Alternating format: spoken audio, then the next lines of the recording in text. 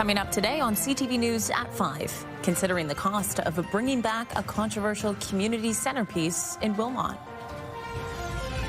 Plus, a frightening brush with fire. Kitchener restaurant owners speak out after an incident that now has a man charged with arson. And some late-season rescue tips for lawns burned by the hot summer. CTV News at 5 starts right now.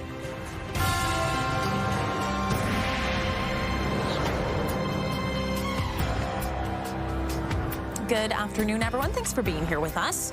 We begin with the next steps in Wilmot Township's plan to bring back the controversial Prime Minister's Path statue project. CTV's Heather Centerin joins us live with more on this. Heather, the cost to reinstate this project is coming into focus. Land councillors got a first look last night at a report outlining the roughly $78,000 of work that needs to be done on the statue site at Castle Kilbride. What they didn't decide on yet is who will cover the bill. The statues were taken down back in 2021 as a wider conversation began over the legacies of some of the prime ministers. But after a lengthy community consultation, council voted to bring them back, along with a new plan for the focus of the site. The projected $78,000 cost would include 6 concrete pads costing $10,000 apiece, plus a contingency fund of $18,000 to cover any repairs that may need to be done. Council hasn't decided on who will foot the bill, but staff suggested not to spend any more municipal dollars, tax dollars, on this project. I'm going to be honest with you. I see this going forward. We've invested enough money in this to walk away at this point makes absolutely no sense. So that's where we're sitting right now. So I'm hoping that we can generate enough of the money so that it doesn't hit our taxpayers. Council expects to discuss the cost more and possibly work out details about a plan, and that will happen roughly in about a month or so. Leanne. Okay, Heather, thanks for the update on that. CTV's Heather Centerin joining us live this hour. Next, arson charges after an incident caught on camera outside a Kitchener restaurant. CTV's Tony Grace has this and some other developing news we are following today. Tony, good afternoon. Good afternoon, Leanne, and thank you. It was early Sunday morning when a camera outside the Biryani Barrel on King Street East captured someone lurking around and then trying to light a few fires in the area. The person lights a planter on fire before taking off.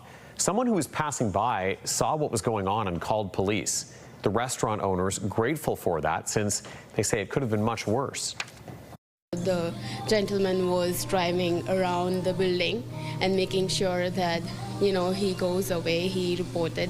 He stayed until the fireman came in, the cops came in. He directed that where he went and everything. That was a quick action from the police, and I'm so grateful that we are safe now. A 39-year-old Kitchener man now faces a number of arson-related charges. At 6, CTV's Ashley Bacon will hear more from the Patels and from the community coming together to support them. And developing news, the Prime Minister has committed to extending Canada's biggest overseas military mission for another 3 years. 2,000 troops are currently deployed on Operation Reassurance in Latvia, underway since 2014 and meant to deter Russian aggression. In Latvia today, Prime Minister Carney confirmed it's being renewed. This nation understands how precious freedom is and how precarious freedom can be. That recognition by Canada coming 34 years ago, of course, was after Latvians courageously reclaimed your independence, in this case from the Soviet Union's, going to the barricades at the major buildings, including the parliaments. Carney plans to visit Canadian troops at a Latvian base tomorrow before wrapping up his European trip. We'll have more coming up at 6. Leanne?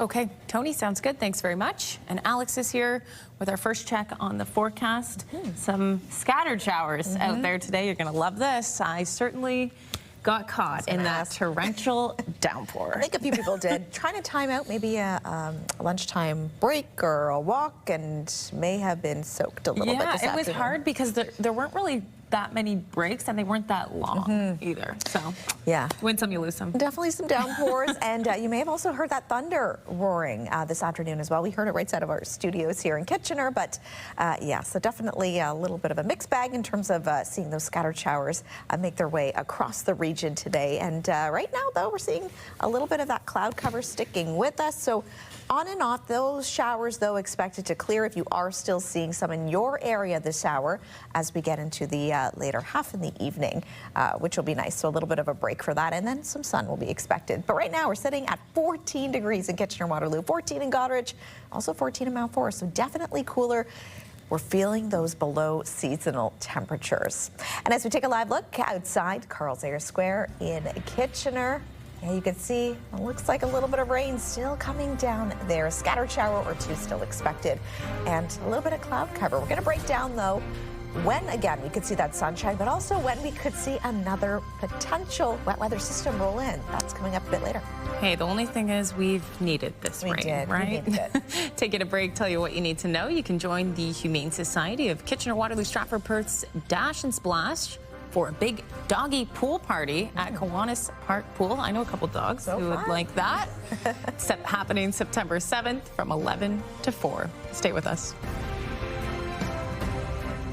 Download the CTV News app and stay on top of local stories as they unfold. We go to a dramatic scene unfolding. Customize your feed and watch live wherever you are. ctvkitchener.ca, your home for news.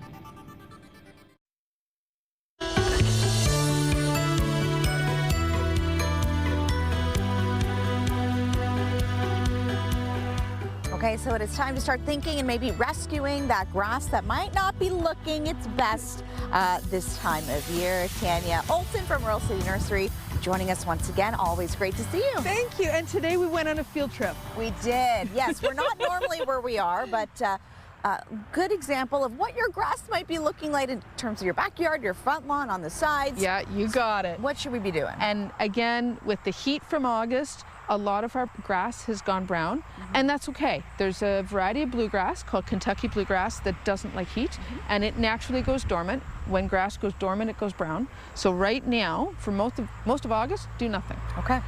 Now that we're into some cooler weather, we can start thinking about seeding, we can start thinking overseeding, fertilizing, or do we actually want to look at lawn replacement, right? So there's all kinds of options.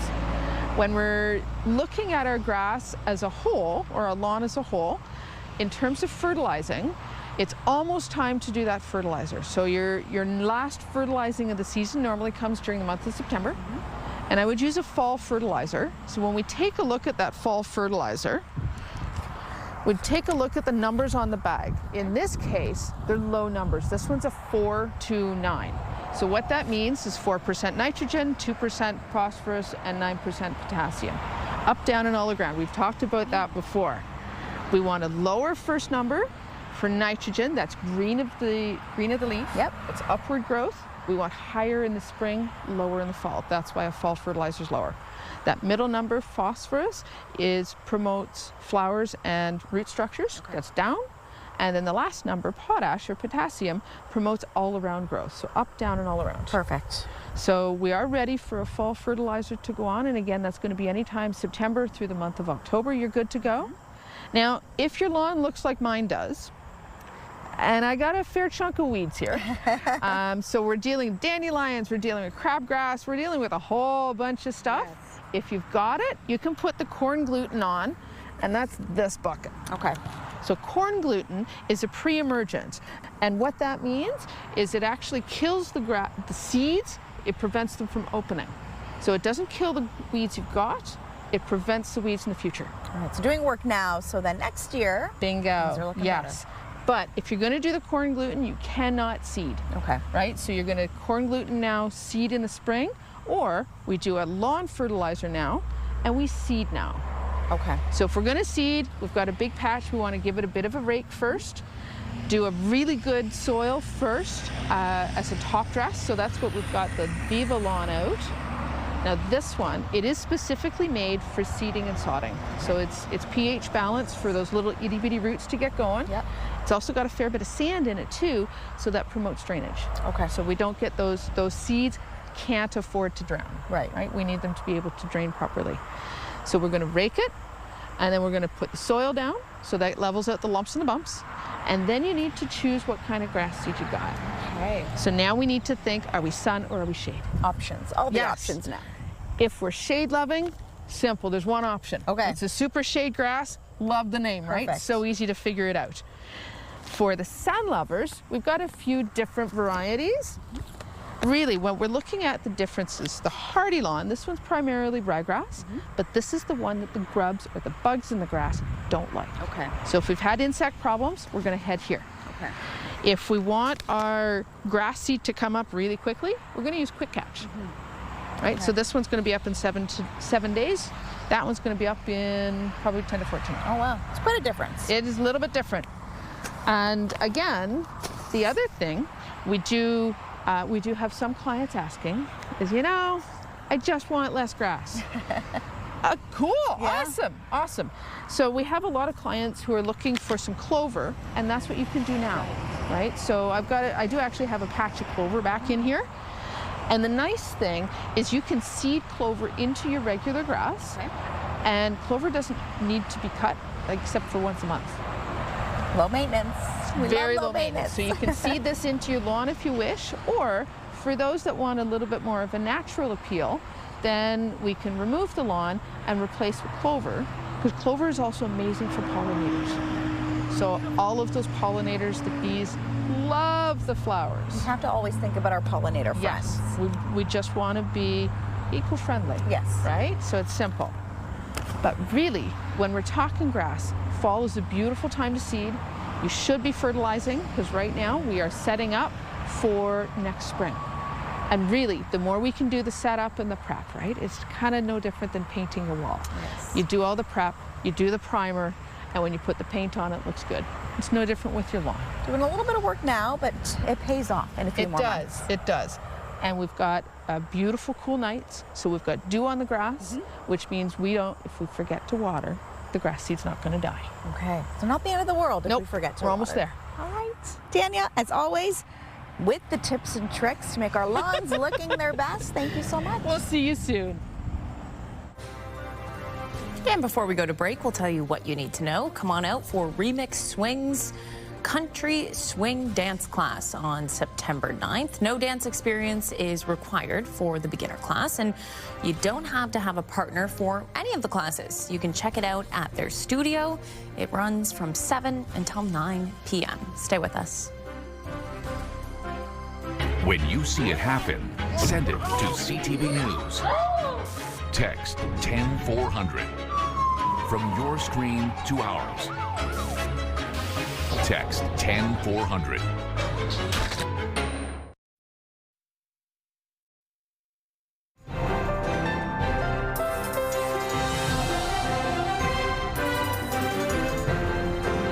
We were laughing earlier because we look like Christmas. We do. Christmas in August. Not really planned. Whoops. Sometimes it's like, we don't plan our No, we outfits, don't. but sometimes they just mesh so nicely and coordinate. Today we're just Christmas. Yeah, we walk in, we laugh, and then, makes good conversation. Yeah, exactly. I mean, I'm not saying it's feeling like Christmas, because it's definitely not, but No. it is feeling a little cooler than it should be maybe in the summer, rather. Yeah, I know. For this point in August, you would hope that we'd be hanging on to the summer heat, but just haven't seemed to have been this week. No, it's kind of like we've gone from extreme heat and humidity to the opposite, and we are definitely below seasonal. And as we take a live look outside this hour from Kitchener City Hall, that rain still coming down. So if you do have plans to go for a walk this evening, you want to bring that umbrella with you. We're seeing quite a bit of cloud cover still as well. The good news, though, this is expected to pass. So as we get into the later evening hours and into your overnight, that's when conditions should clear. But we might not be done with the rain for the rest of the week. We're going to get into that in just a little bit. So starting, of course, with our Futurecast this hour, as we see that system here this hour right across Kitchener-Waterloo. It's also Brantford, Hamilton, Mount Forest. You may also be seeing a few showers. And even earlier, you may have heard some roars of thunder, depending where you were. We could definitely hear it outside of our studio here in Kitchener. So overnight for, as we get into your Wednesday morning, around 12 a.m. or so, that's when we should see conditions start to clear. We could potentially, though, see a little bit of fog, so something to note if you are going to be driving later in the evening or potentially early tomorrow morning. But for the most part, Wednesday, mix of sun and cloud is expected. It's not until Thursday we're going to stop here where we could see another widespread system across southern and southwestern Ontario in terms of rain, potentially heavy at times. We could also see a thunderstorm or two, potentially some lightning in play. So again, a couple days out, so we are going to keep a closer eye on that. Right now 13, so we are definitely below seasonal for this time of year. It's 19 in London, a little warmer if you are in Sarnia this hour, and normally we should be hitting around that 24-degree mark. So record high 36, that was set back in 1948. Definitely not feeling like 36 degrees out there today. And 3.9, that was our overnight record low set back in 1929. We should be getting down to about 6 as we look into our overnight tonight. So we're definitely in that single-digit territory, and we're feeling it. But if you're a fan of maybe keeping the windows open and getting a nice breeze in before bed, it's good weather for you.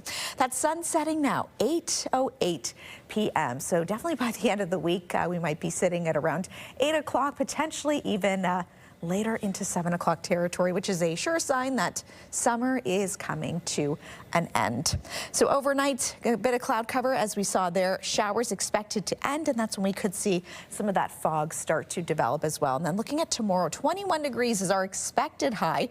Mix of sun and cloud. That UV index, we're seeing it about a 6, so considered high at this point. And then over the next few days, chance of showers as we're seeing for your Thursday, potentially. So 40% chance we're seeing, but again, we're going to keep a close eye to see if that does change. For your Friday, just a 30% chance of showers we're seeing at this point with a high of 21, and it looks like 21, 22, that's where we're going to be sitting in terms of our high for the rest of the week. But hopefully by the weekend, that if we're going to see any wet weather, it's going to be gone by then. Mix of sun and cloud at this point is expected, so hopefully Mother Nature doesn't change her mind.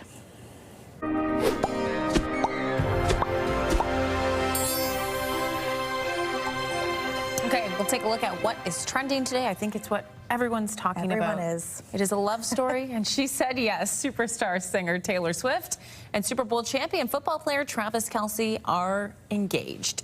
In a 5-photo joint post on Instagram, the two revealed their engagement today. The caption reads, "Your English teacher and your gym teacher are getting married," along with an emoji of a dynamite stick. Of course, it's the fairy tale culmination of courtship that's thrilled and fascinated millions of people around the world for 2 years. And I said this not that long ago. This is the year they're going to get engaged. So yeah, should have bet on it. It seemed like it was coming for sure. It was. Yeah, beautiful photos though. Yeah. Okay, some would say the unofficial start of fall arrives today because the pumpkin spice latte, yes, returns to Starbucks. Yeah, the PSL, as fans call it, was first introduced by Starbucks in 2003 and has become its most popular seasonal drink. The coffee chain sells roughly 20 million worldwide each year. It will be available starting today, along with other fall favorites like the pumpkin cream cold brew and iced pumpkin cream chai. New to this year's lineup is the pecan oat milk cortado. Might have to try that one. Gonna have to put on the list. All right, stay with us. We'll be right back.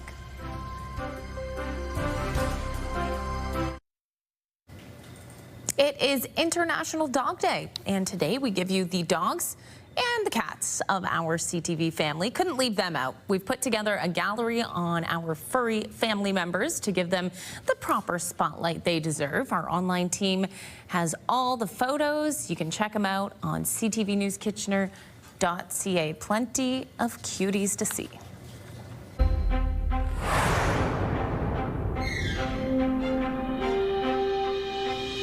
Despite some movement on Canada-U.S. trade talks, there are no plans to bring U.S. booze back to Ontario shelves anytime soon. Just yesterday, the head of the Distilled Spirits Council called it a positive sign that Canada's decided to remove 25% tariffs on U.S. spirits.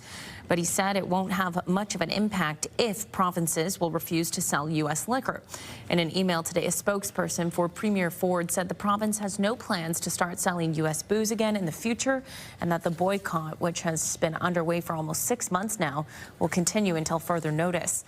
The council says Canada was the second largest market for U.S. spirit exports in 2024.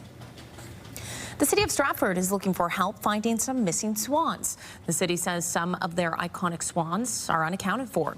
Sometimes they leave the main river and travel to nearby parks, ponds, or the golf course. The city doesn't use tracking devices, so officials are asking residents to keep an eye out for the birds. The mayor believes the city has about 13 swans, but they currently can't find 6 of them. We believe we have 6 swans that have wandered, and we don't use tracking devices on our swans. We know we had low water levels, and some swans will take to walking. We have some that can fly, and so there is a little concern. We have 13, I believe, in total with our new cygnets this year, and so we're concerned about their whereabouts. CTV's Colton Weeds will have the full story at 6. It may sound nuts, but University of Waterloo researchers are generating green energy using nut waste. They've developed an inexpensive device that generates enough electricity to power a calculator using only waste walnut shells and drops of water. They found walnuts have the greatest potential to produce power thanks to their internal systems, which transports water and nutrients for growth. The good thing is it's like agricultural waste. So we are just throwing it out. We don't utilize it. So we can utilize this waste to harvest green energy. At 6, Spencer Turcotte will find out how it works and what other purposes this discovery can be used for. The Toronto Blue Jays back in the win column thanks to an impressive showing against the Minnesota Twins. Vladimir Guerrero Jr. returned to the starting lineup after missing several games for a hamstring injury he suffered last week. He drove home 2 runs in a big 6th inning for the Jays. They won the game 10-4. The two teams meet again tonight. And British rock band Oasis wrapping up its pair of much anticipated concerts in Toronto last night. Liam and Noel Gallagher performed 2 sold-out shows with a set list that included hits like Wonderwall and Supersonic. It was their first show in Toronto since 2008. While fans reveled in the long-awaited reunion, some people living nearby say they're frustrated with noise levels coming from the new Rogers Stadium in the Downs View area. Live Nation did not respond to a request from CTV News about the concerns. The venue will also be hosting heavy metal band System of a Down next month and folk singer Hosier after that. Well, it looked like some good shows by Oasis in Toronto. Okay, we'll leave it there. We'll see you back here at the top of the hour. Have a good night.